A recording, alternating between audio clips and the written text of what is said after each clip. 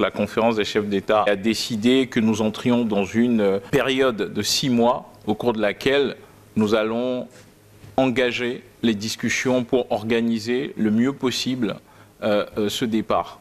Et bien entendu, à laisser la porte ouverte pour que si dans cette période de 6 mois, nos pays frères du Mali, du Niger et du Burkina Faso décidaient de revenir au sein de l'organisation sous-régionale, qu'elles puissent pouvoir le faire. L'esprit dans lequel cette conférence de chefs d'État s'est tenue et ce qui est la position du Bénin, c'est un esprit constructif. Et donc c'est la raison pour laquelle nous avons cette période de 6 mois au cours de laquelle nous allons devoir nous atteler à organiser de la meilleure manière possible pour impacter le moins possible les populations pour organiser cette décision de départ. Pour la CEDEAO, plus particulièrement pour le Bénin, la question de la préservation des intérêts de nos populations, elle est essentielle.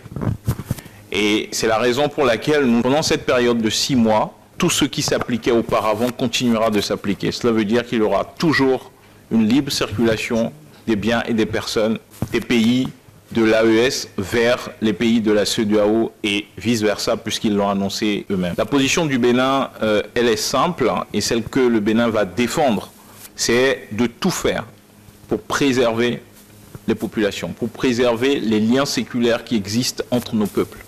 Et donc, trouver les voies et moyens pour que, pour les populations du Niger, du Mali et du Burkina, il n'y ait pas de changement. Et pour les populations, nous espérons aussi du Bénin, il n'y ait pas de changement par rapport à ce qui se passe aujourd'hui et qui se passait lorsque ces 3 pays faisaient partie de la CEDEAO. Et faire en sorte que ce qui nous lie et qui est séculaire ne soit pas remis en cause par des choix du moment.